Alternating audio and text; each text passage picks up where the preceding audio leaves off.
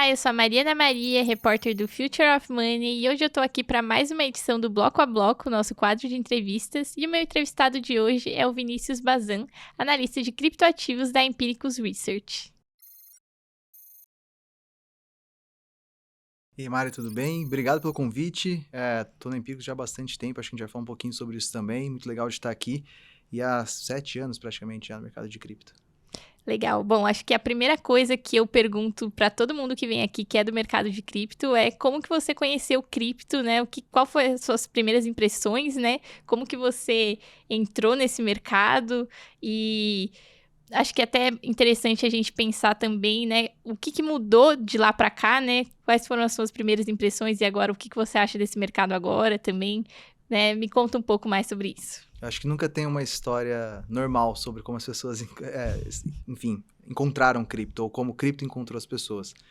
Para mim foi, na verdade, lá em 2015, mais ou menos, eu estava finalizando a faculdade, um grande amigo meu, que inclusive foi com quem eu comecei a trabalhar profissionalmente com cripto, me mandou um vídeo do Tim Draper, que é um cara que está aí há muito tempo no mercado, falando que aquilo era basicamente o futuro do dinheiro, né? Que aquilo ia revolucionar o Bitcoin, na verdade, né? Ia revolucionar a forma como a gente transacionava dinheiro, valores, como a gente guardava valor e fazia reserva para longo prazo. E sem saber muito ainda sobre o assunto, falei, deixa eu comprar um pouco aqui para ver no que dá.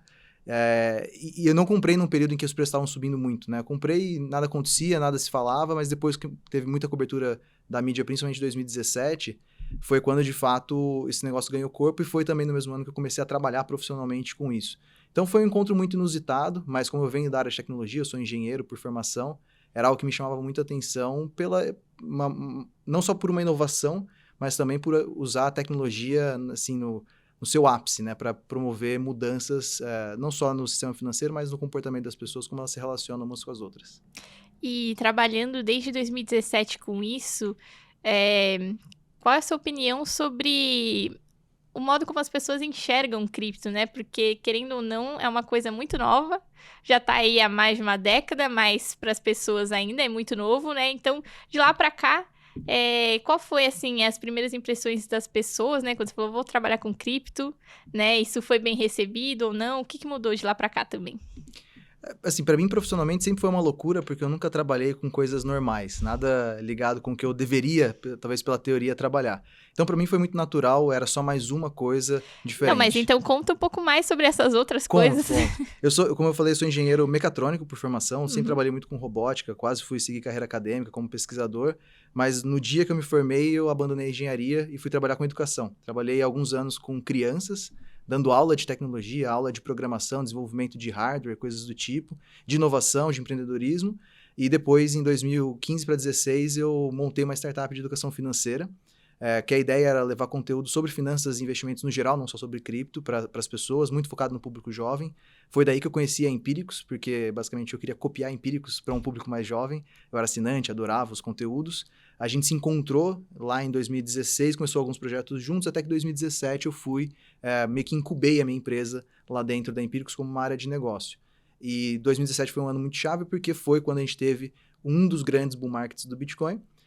E foi um momento em que tinha muita demanda do varejo, das pessoas, por conhecer esse tipo de ativo, justamente por mais quase uma década que ele já existisse, mas para as pessoas fazia um ano, alguns meses que o Bitcoin existia, né, na cabeça delas. E naquele momento não tinha ninguém que manjava de cripto o suficiente para criar um produto, uma série, né, uma assinatura com recomendações de investimento. Então caímos meio que de paraquedas lá para assumir essa vertente de cripto dentro da Empiricus. Foi até então que a gente decidiu encerrar a nossa empresa para focar exclusivamente em cripto. E foi por isso que eu falei assim, foi um processo natural de transição, porque eu sempre trabalhei com coisas que não eram muito o padrão da minha formação.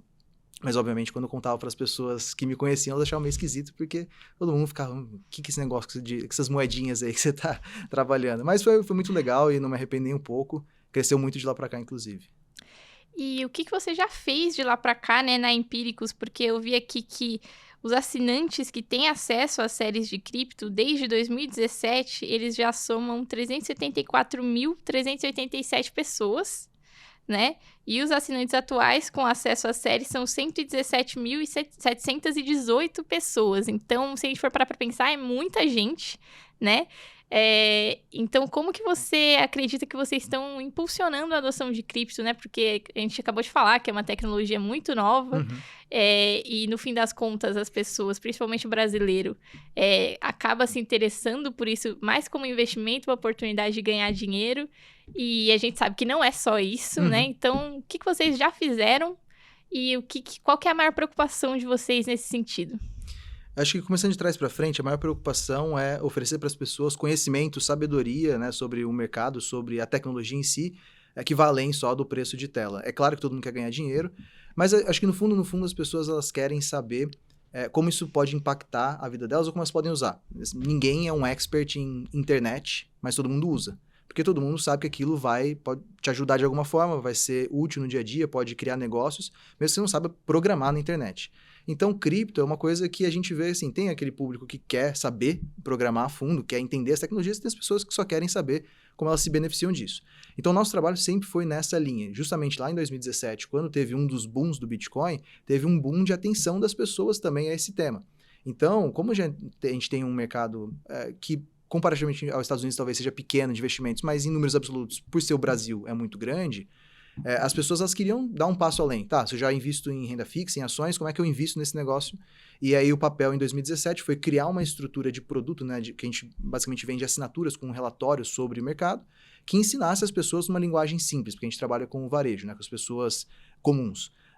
E aí a gente começou, foi um estouro lá em 2017, isso foi crescendo, e a Empíricos é um negócio de alto impacto, né, porque ela fala com muitas pessoas ao mesmo tempo. Então, justamente por isso esses números. De lá para cá, a gente já atingiu, dentro das assinaturas pagas, quase 375 mil pessoas. Se você for olhar conteúdos gratuitos, né, os meus anúncios estão no YouTube, os vídeos que eu produzo, isso já foi para milhões de pessoas. E hoje a gente tem aí mais ou menos 115, 117 mil pessoas que continuam acessando as assinaturas, mas a gente produz conteúdo para todas as redes sociais. Então, eu vejo muito esse papel de a gente educar financeiramente as pessoas nesse segmento de cripto, mas também de alguma forma chamar atenção para o tema. Eu sei, né, as pessoas podem gostar ou não gostar dos anúncios que a gente faz em Empíricos, mas elas lembram da gente e elas lembram do assunto. Então acho que isso é uma boa missão cumprida. E como é que faz essa estratégia, né? Porque você acabou de falar, né, que os anúncios são bastante chamativos, de fato, a gente tem bastante história aí de anúncios da Empíricos que viraliza. Então, qual que é a estratégia de vocês? Vocês acham que a estratégia ela tem sido efetiva também, né, de chamar a atenção das pessoas para aquilo que realmente é o maior desejo delas, e aí depois falar assim, ah, não, mas calma aí, também tem um monte de coisa por trás para você entender aqui. No fundo, assim, a gente sempre vai disputar a atenção das pessoas no mundo digital. Né? O meu maior concorrente talvez seja o Instagram, o TikTok, porque é o que toma tempo de tela das pessoas. Então, toda vez que você vai se comunicar, você tem que trazer alguma coisa que faça a pessoa parar o que ela está fazendo para te dar essa atenção. Então, por isso que o nosso marketing funciona dessa forma. E, no fundo, ele se relaciona muito com o próprio mercado de cripto. Né? O mercado de cripto ele não é um mercado tranquilinho, parado. Ele é um mercado de impacto que vai lá e te surpreende pelos números, pelas coisas que acontecem. Então, o nosso objetivo é surpreender as pessoas para que elas deem atenção ao tema. Uma vez que eu consigo essa atenção, aí tem todo o trabalho dentro de casa para trazer o conteúdo. Tanto que eu não dou uma recomendação, um monte de coisas para fora e deixo as pessoas largadas. Né? O objetivo é trazê-las para dentro, para ensinar, justamente para mostrar que tem muito mais do que só o preço de tela, do que só os hypes, as narrativas, e como que elas podem aproveitar aquilo para o dia a dia delas. E você falou que o seu maior concorrente são as redes sociais, né? Mas você tem enxergado um movimento do brasileiro querer aproveitar mais o tempo livre que ele tem, até na tela, né? Porque a pessoa pode acessar um conteúdo de vocês na tela também. Uhum. Você tem enxergado um movimento do brasileiro querer aproveitar esse tempo para algo, digamos assim, mais útil do que ficar ali no entretenimento do TikTok e do Instagram? Ou você ainda sente que você tem que realmente disputar a atenção? Eu acho que sempre vai ser uma disputa por atenção, mas, querendo ou não, o tempo de tela do brasileiro, de qualquer pessoa no mundo, ele aumentou de alguns anos para cá. Não tem os números, mas é meio óbvio que a gente tem Até passado... com a pandemia também. Cada vez mais a gente passa mais tempo no celular, no computador, mais no celular do que no computador. Então, acho que tudo isso cresce, né? O tempo que as pessoas gastam no TikTok e no Instagram cresce e também espero que elas gastem mais tempo buscando informações sobre investimentos. Eu entendo que no Brasil a gente vem numa evolução constante das pessoas se preocupando cada vez mais com as suas próprias finanças, porque todo mundo sente inflação no bolso, todo mundo sente as dificuldades, a pandemia e tudo mais. Então as pessoas estão criando mais consciência. ao mesmo tempo que você tem os investimentos, os produtos cada vez mais acessíveis. Alguns anos atrás, você não conseguia usar tão bem a bolsa de valores, não conseguia comprar títulos públicos, nem conseguia comprar cripto com tanta facilidade que você consegue hoje. Então, acho que é natural essa evolução e ela é muito boa. E o que vocês fazem, por exemplo, então, desde 2017, né? Falando sobre cripto, e de lá para cá a gente já teve vários ciclos de queda também no mercado. E até você comentou que ciclos de alta gera aquele boom de pessoas querendo, né, investir, querendo saber mais sobre isso, mas também no ciclo de queda aí fica tipo, não quero mais, né, isso daí não presta, só tá caindo, não quero saber disso. Então, como é que vocês tratam esses ciclos de queda, né? Porque acho que principalmente o negócio de vocês depende muito do interesse da pessoa Sim. querer ir lá atrás de saber sobre isso.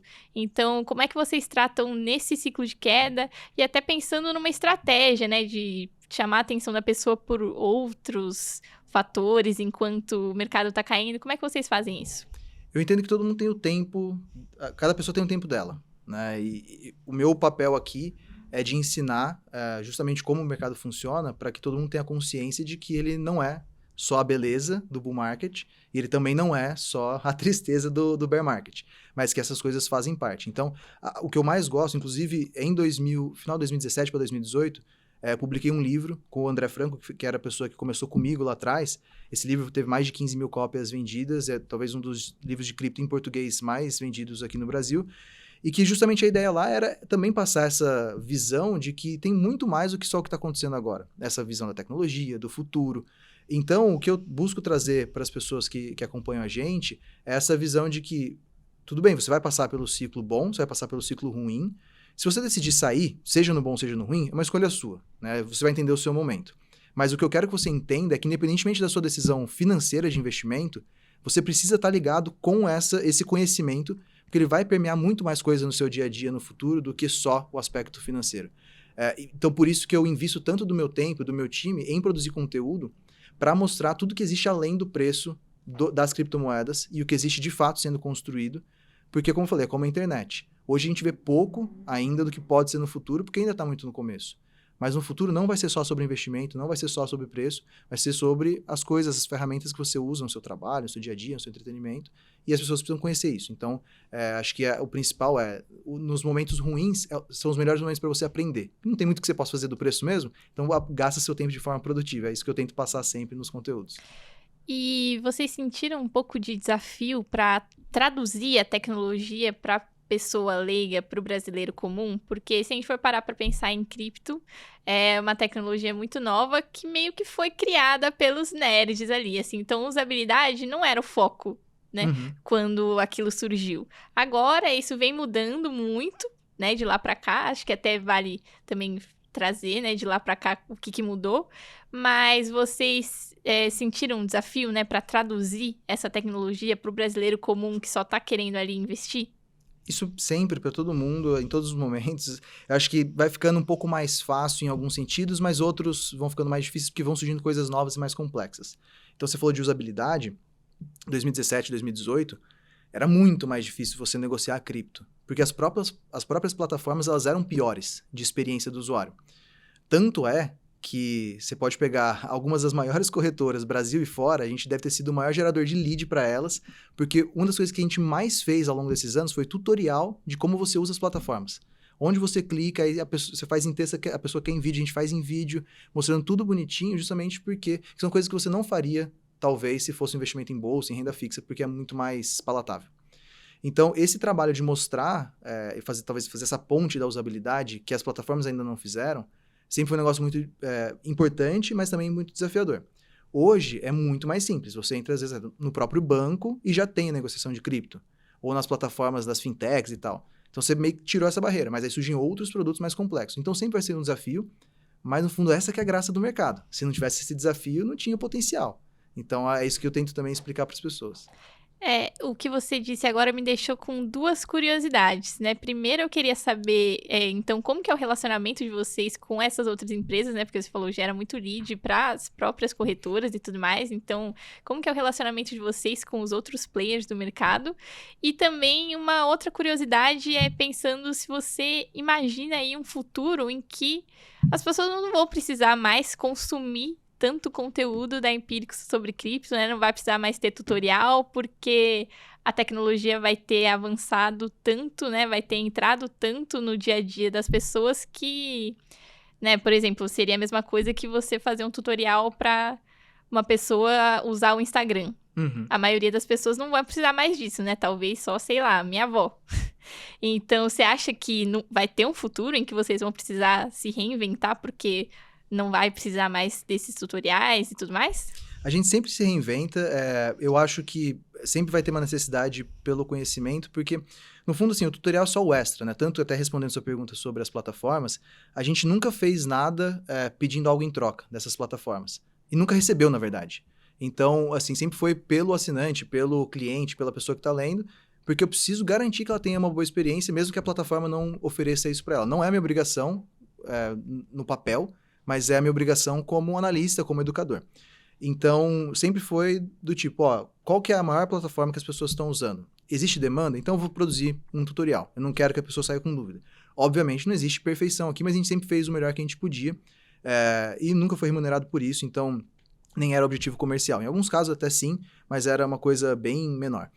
Mas a outra parte conforme vai evoluindo, assim, felizmente eu posso parar de produzir algumas coisas mais básicas. Mas isso, como eu falei, a cereja do bolo, assim, é o extra do extra. O que a pessoa quer, no fundo, é a orientação, é a opinião do especialista, é uma dupla verificação sobre o conhecimento, sobre a informação, sobre a recomendação. Isso não vai deixar de existir, na minha opinião, né? Tanto que a Empíricos nasceu de bolsa, né, de ativos tradicionais. E lá você até faz o tutorial de home broker, mas nem tanto. Então, não vejo isso como um grande problema. Acho que é legal se as plataformas ficarem tão intuitivas a ponto de eu não precisar fazer nada. Então, se o Instagram começar a negociar cripto, eu não preciso explicar nada para ninguém, mas a pessoa quer saber qual cripto comprar. E aí o Instagram não vai falar para ela. E como é que é o processo que vocês fazem para falar para a pessoa, né? Qual cripto comprar? Porque eu imagino que deva ser não só difícil, mas até comprometedor pensando num mercado tão volátil, né? Tão complicado. Então, me conta um pouco mais sobre o processo que vocês fazem de pesquisa mesmo, né? Para identificar os ativos que estão mais promissores, menos promissores e tudo mais. O nosso objetivo nunca é acertar sempre. Nunca vai ser porque nenhum analista de nenhum tipo de investimento vai acertar sempre. Então, o nosso objetivo é buscar onde existem as melhores relações, né, que a gente chama da assimetria. Se você perder, você sabe quando você perde pouco, mas se der certo, dá muito certo. E tentar balancear isso para as pessoas. Então, tem tanto uma visão de como que um ativo específico ele pode performar no futuro, se ele pode ser bom, pode ser ruim, e como que todo o conjunto dessas coisas, que é o portfólio, né, o balanceamento de peso entre cada uma dessas posições, como pode ser o melhor possível para a pessoa. A gente faz isso já há bastante tempo, tanto que tem um track record muito bom. Então, mesmo com todos os altos e baixos do mercado, a gente acumula ainda uma alta muito expressiva de carteira, justamente porque a gente vai errar um monte de vezes, muito provavelmente vai errar mais do que acertar em número de vezes, mas os acertos eles são muito mais valiosos, porque eles pagam a conta de tudo.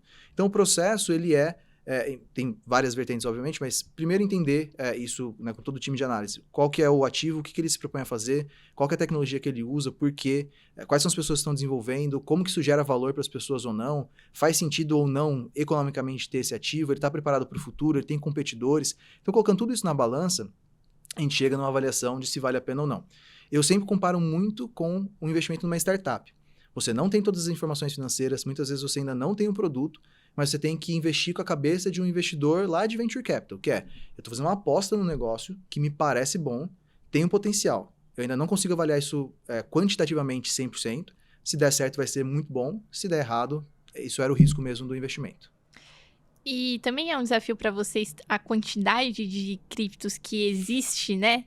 Atualmente, porque surgiu lá só o Bitcoin e aí de repente a gente piscou, tem milhares de criptos e também a maioria delas são projetos que no final das contas não tem nada ali por trás, né? Não tem sustentabilidade, alguns são até fraudes, então é um desafio para vocês, tanto do ponto de vista educacional, né? Para as pessoas não ficarem caindo nesses golpes, mas também é um desafio para vocês analisarem um ativo. Completamente. Acho que esse é o maior desafio. Você pegar a bolsa, vai ter lá 500 empresas, 600 empresas, tem dezenas de milhares de criptoativos. Sem contar que eles mudam a todo momento, né? Porque a essência deles muda. Então, assim, não tem uma equipe gigantesca que consiga analisar tudo isso. Então, no fundo, você tem que priorizar e tentar tirar as coisas da frente. O mais difícil é você tomar a decisão de não investir em alguma coisa. Porque comprar as coisas porque elas parecem legais, todo mundo quer comprar. E aí, às vezes, até a pessoa se frustra porque você está falando, não, mas não compra isso. Não porque eu não acho que vai subir, mas às vezes tem coisa melhor. Então, o grande desafio é analisar tudo esse montante de ativos, entender a tecnologia porque ela muda a todo momento. Um dia é de um jeito, outro dia é completamente diferente. E conseguir separar e focar, né, no que pode ser bom e deixar algumas coisas de lado mesmo, porque faz parte. E agora a gente teve recentemente o marco legal das criptos. Você acha que isso vai trazer benefícios nesse sentido? Para o brasileiro, sim, porque é um negócio local, né? E eu acho que tem uma parte muito legal que é a forma como tem sido conduzida a regulação no Brasil. Ela tem sido muito bem feita. Ela tem o ponto muito importante que as instituições, como o Banco Central, como o CVM, elas têm uma visão muito boa do mercado, uma visão pró-inovação, uma abertura para que o mercado se desenvolva, e entendo que o Brasil ele vem se tornando uma referência, um modelo para fora, né? Então, outros países eles podem se espelhar no Brasil ou se espelhar em abordagens similares para construir suas regulações. Então, acho que para o brasileiro é ótimo, porque dá mais segurança jurídica, dá mais sustentabilidade para o ambiente, permite o crescimento, e para fora você tem um modelo bem legal que está sendo feito aqui e de outros países que vão impulsionando a regulação em outros países que ainda estão se decidindo sobre como vai ser.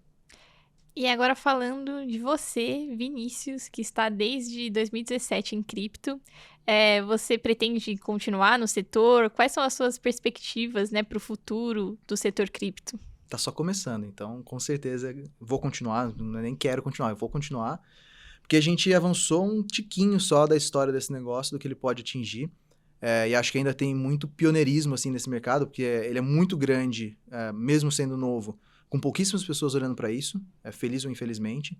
Então, acho que tem muito espaço ainda para crescer base de usuários, produtos e tudo mais, então com certeza vou continuar muito ligado a isso.